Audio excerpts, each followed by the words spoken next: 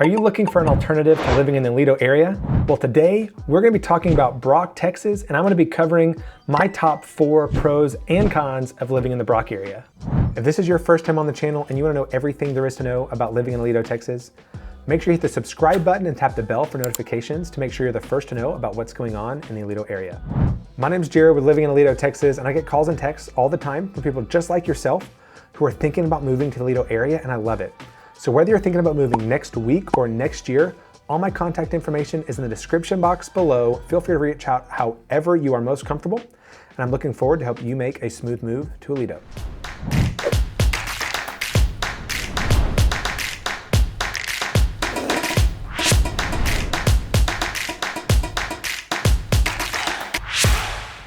Okay, and now before we get started with the pros and cons, I want to give you a fun fact or two about the Brock area. And it starts with John Henry Brock and Polly Brock, who moved to the area and acquired a lot of land in the late 1800s. As more and more people moved into the area, they had a post office set up, and Polly Brock ran the post office. And so where did the name Brock come from? It came from the fact that when things were mailed to this area to people, they said the mail had to go to Brock. Brock being Polly Brock, but then that name stuck around and the area became known as Brock. Another interesting fact, which I did not know until I was researching for this video, was that the city of Brock wasn't even incorporated until 2016. Now, Brock ISD has been around for much longer than that, but the school district was in place separate from the city being incorporated and providing like governmental structure and entity and stuff. So a little bit tidbit of fun facts right there. Now we are going to cover the pros and cons. We've got my top 4 pros and cons, everything from school district to homes to values to the roads to the utilities. So make sure you stick around for the cons. You want to get both sides to the story, and let me know if you have questions as the video goes. Okay, pro number 1 about Brock, Texas is the school district. Now, if you've watched any other videos or done any other research, that's probably not a surprise, but I wanted to share a little bit more detailed information around that. And some of this information comes from like greatschools.org or niche.com, but the school district as a whole gets an A rating. In my prior video, I shared that Brock is in the top 11% of school districts in Texas. It's like top 10.5%. And then it's the number 2 school district in Parker County, and that is number 1 is ALEDO. That's great. Now, when you look and you drill down at like test scores and college prep, all the schools in Brock ISD have 8, 9s, or 10s when it comes to test scores. The high school has a rating of 9 out of 10 for college preparedness, and the graduation rate is over 99%. Now, when you talk about all the schools, what does that mean? Well, there's 4 total schools currently in Brock. There's an elementary school, an intermediate school, a junior high, and a high school, and they're all within like 1 mile of each other. So it's very central and very easy to get to. Now, the traffic might get a little bit backed up with all those, kids coming and going, but those school districts and schools tend to have staggered start times.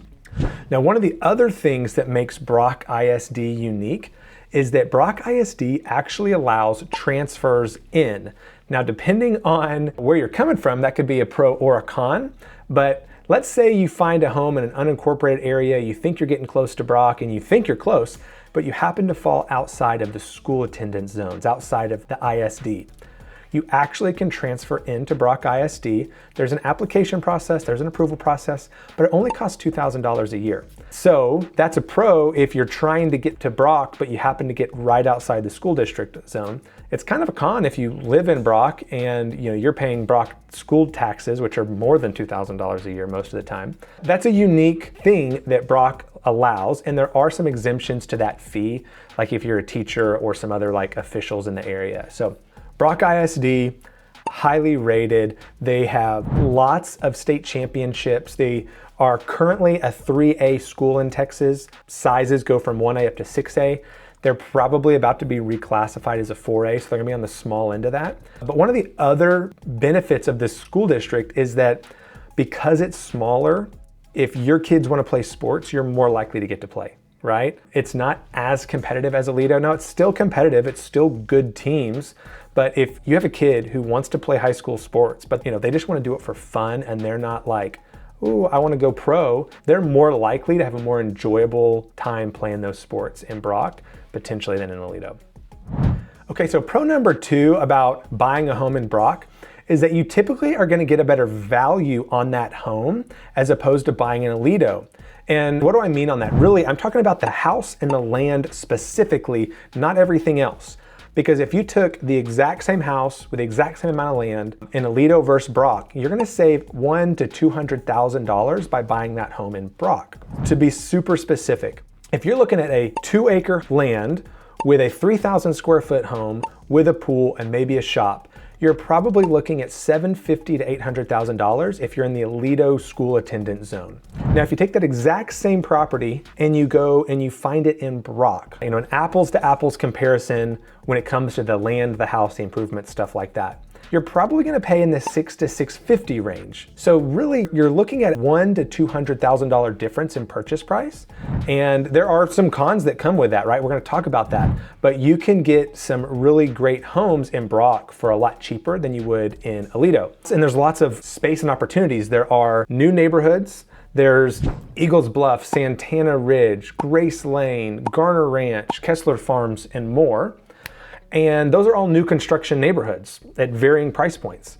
And then you have the existing homes. So the homes that are, we'll call it resale, homes that were built 5, 10, 15, 20 years ago, maybe more. And you have lots of good neighborhoods there. I have a client buying a home in Canyon Creek. There's Sugar Tree, there's Canyon West, there's Comanche Crossing, Heritage Acres, and that is a spread of values and areas as well. So there's lots of home options, types, ages, lot sizes that you can pick from in Brock, on top of the fact that typically it's going to be a lower price for the same home if you buy in Brock over ALEDO. So housing options, selections, and price point for the same home is really going to be pro number 2 if you're considering buying a home in Brock. Okay, and pro number 3 is going to be the taxes and the tax rate. So I think every single neighborhood that I just mentioned in pro number 2 is unincorporated, meaning you're not paying city taxes. The city of Brock really doesn't cover much area. And so there's very, very few areas in the Brock ISD attendance zone that you're gonna be paying city taxes on, which means your tax rate is gonna be lower. So almost every neighborhood that I checked, the tax rates are gonna be about 1.84%. Now, what does that mean, Jared? I need to compare that to something to see how that's a value to me. If you are in ALEDO, and again, I have clients, like I mentioned, they're moving from Morningstar out to Brock. The tax rate in Morningstar is a little over 2.7% because of some of the additional taxes associated with that area. So if you go from 1.8 to almost 2.8, that's almost a 1% difference in your taxes. So on a $600,000 home, that could be $6,000 a year that you save by buying a home in the Brock area. Even if you look at not these big neighborhoods that have a higher tax rate than normal, the normal tax rate somewhere in ALEDO that you might be paying city taxes, Willow Park, Hudson Oaks, ALEDO, or one of those big neighborhoods, your tax rates are gonna be in the 2.2 to 2.5 range. So that's another at least 0.5% that it's gonna cost you to live if you're paying city taxes. But there are also unincorporated areas in ALEDO. So the difference is that almost everywhere in Brock ISD is unincorporated. Now you should double check that if that's important to you, any specific home. But significant portions are unincorporated, meaning that your tax rate's gonna be closer to 1.8 rather than 2.2 to 2.9 even if you're looking at homes in the ALEDO area, which can be a big tax savings and really adds up over the years. So a lower or reduced tax rate is a big benefit of buying in Brock. Now, pro number 4 is the lack of any significant commercial development going on in the Brock area. That is one of the primary reasons I have clients considering buying out there, is because while ALEDO's great, there's a lot of development and they want to go somewhere where there's not nearly as much development. Now, I do want to be clear. There is a fair amount of residential development going on in the Brock area and Brock vicinity, but those are homes. Those are individuals who'll be living there. This is not commercial development. There's very, very little commercial development. I've had a lot of people, say this, and this is accurate. Brock is currently kind of in the stage that ALEDO was in around the early 2000s, where lots of neighborhoods were going in, but not all the commercial development. So, if we take ALEDO as an example, you might have another 15, 20, 25 years before you get a lot of significant commercial development. So if you're someone who likes peace and quiet, you like green space on your drive home, you don't like excess traffic for all the general random stuff people like to do, you don't want to drive past a bunch of strip centers, pastures, it's woods, it's creeks, and it's neighborhoods. So if you're someone who does not want to see a lot of development and you want to be in a more rural environment and feel like you're in a rural area, Brock is awesome. Okay, of course, I can't end the video there. I do have to give you the flip side of living in the Brock area. If it was all sunshine and rainbows, everybody would live there. So we are now going to move to the cons of living in the Brock area. Okay, con number one, and probably the biggest negative of living in the Brock area, is the location. You are at least 12 miles from downtown Weatherford. You are 40 miles at least from downtown Fort Worth, and that's from like the Brock downtown area. If you're down in Sugar Tree, you could be an extra 20 miles. And then you are at least 60 miles from the DFW airport. And so now if you have no traffic, those drive times are about 15 minutes, 40 minutes, and about an hour.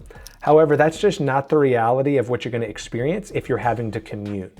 So the drive is going to be pretty intense. If you're going to Fort Worth, it's going to be probably close to an hour when you make that drive. There's just not a lot to do in Brock because of where it's at and because of pro number 4 being that no real commercial development. So the biggest negative of Brock is just how far west it is. And so if you have to commute daily, it might add up, but if you're able to work from home, it might be not something that bothers you. Okay, so con number 2 is the average sales price of a home in Brock ISD, which is around $600,000. And you say, whoa, Jared, you just told me that one of the pros is the value of the home you get. And the answer for both of these things is yes. So even though ALEDO still has an average sales price of around 600, it's between 600 and 700, the difference is that in Brock for $600,000, you're getting more land and a bigger house, and you're more likely to be able to get a pool or a shop or something like that for that $600,000, whereas in ALEDO, that's not what you're getting. You still have to have either the money to put down or the income to cover, a larger mortgage, especially at interest rates where they're at. So you're not getting a cheap property out in Brock, you're just getting a better value, but the price is still going to be up in that average plus or minus 600 range. And for those of you who are curious, what value some of these homes in Brock, what does it go up to? So in the last 12 months, 3 homes sold for over $2 million on the MLS, and one of those was almost $2.3 million. Now these are more oftentimes like farm and ranch on acreage. It's still gonna be a nice house, but they're gonna have lots of acreage that goes with these homes that are in the rural areas that also sell for $1-2+ million. So one of the cons is the price, even though the value is a pro out here. Okay, this might sound kind of goofy, but con number 3, in my opinion, is the roads. They're all county roads. They're all windy, they bend, they curve. They are not just straight. There are some straight roads, right? But I'm specifically thinking of Old Dennis Road. When I went down that road, there was I feel like I couldn't get 200 yards without taking a curve in this road. That's something to think about when you're out in the country, is you're not getting these concrete paved roads with curbs and sidewalks. You have like an asphalt road that's kind of winding through and around the terrain wherever it was, originally put. And they're just 2 lanes, one going one way, one going the other. So if you get stuck behind someone going 10 miles under the speed limit, you're like, oh my gosh, you might not have a straightaway to get around them very quickly. And I'll be honest, you sometimes get the nut who's going 70 in a 40 and they just speed past you. So that is a negative in my book, that the roads are not maybe as developed as they would be closer into town, but that's gonna be a reality of the situation. You're gonna have asphalt roads and they're not gonna be big, wide, 2 lanes each direction kind of setup, but you're really not gonna find a rural area that has that. So it just comes with the territory. Okay, con number 4 is gonna be the lack of utility options and some services in the Brock area over if you were to buy in the city. So when it comes to utilities, a lot of Parker County, especially the more rural areas, they might have their electricity provided by Tri-County Electric. And the reason that I would consider that a con is because Tri-County has installed the delivery lines and they're selling you the electricity. So you have to buy from them because they control the lines. Whereas most of Texas has utility lines that are ran and controlled by Oncor, and the electricity you can buy from any third-party company that provides through their lines. You actually have the ability to shop rates if you're not in Tri-County, where you don't have the ability, you have to buy from Tri-County if you're in Tri-County. Now they're regulated, they can't just price gouge you, but I've seen some complaints about customer service, and when there's no other option, a company doesn't have to make sure customer service is prioritized like they would otherwise. So electric is one. Gas. In Texas, Atmos is a gas or the gas provider for homes that have gas. But in rural areas, it doesn't make sense for them to run these long lines way out in the country and then have these long lines between homes. So if you want gas, your only option is going to be propane. It's not a huge deal, but if you don't have it and you want to add it, you're going to spend $3,000 to $5,000 to get a propane tank. Then you're going to have to just monitor it and refill it as needed. Now, I have a propane tank. It's not a big deal, but that is something added to your home maintenance process if you live out there and you want it. So we've talked about electric, we talked about gas, water. Now, if you're on 2 acres or more, you could have a private water well, which I have. The negative part of that is when you lose electric, you lose your water. But not everything out there is going to be on your own water well. You could be on a co-op or a neighborhood well. You just want to know where your water's coming from, who's the provider. Maybe if it's a co-op, you want to get some water bills to make sure they're not exorbitant. No, they shouldn't be, but if you're not getting city water, you should make sure that you understand what you're getting into.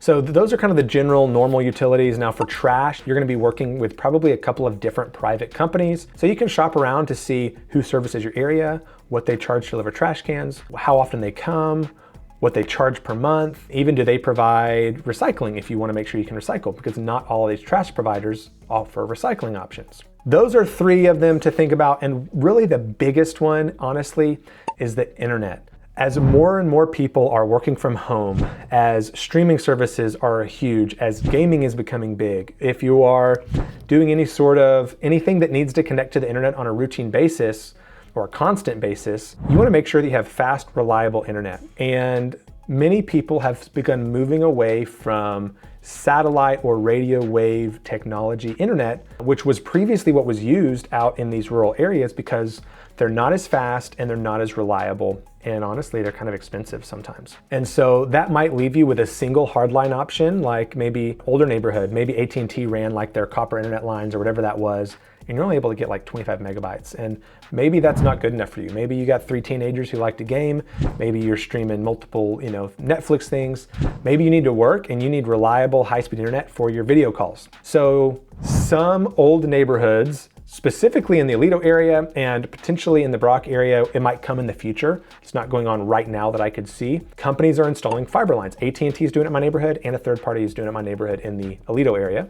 And for those people who that's not an option right now, I have clients who are using Starlink. So Starlink has become reliable and affordable. So I have a client I think he's getting 250 megabytes, which is about 1/4 the speed of fiber, which is plenty fast for almost anything anyone's going to do at home. It's just not considered fiber, but super reliable and really cost effective now. So I would highly recommend Starlink. You need fast internet and you don't have access to fiber out in these areas. A lot of this stuff is doable. You can work around it or you can compensate for it, but it is going to be a little bit different if you're moving from a city, and it's going to feel maybe a little bit overwhelming with some of the additional stuff you have to figure out.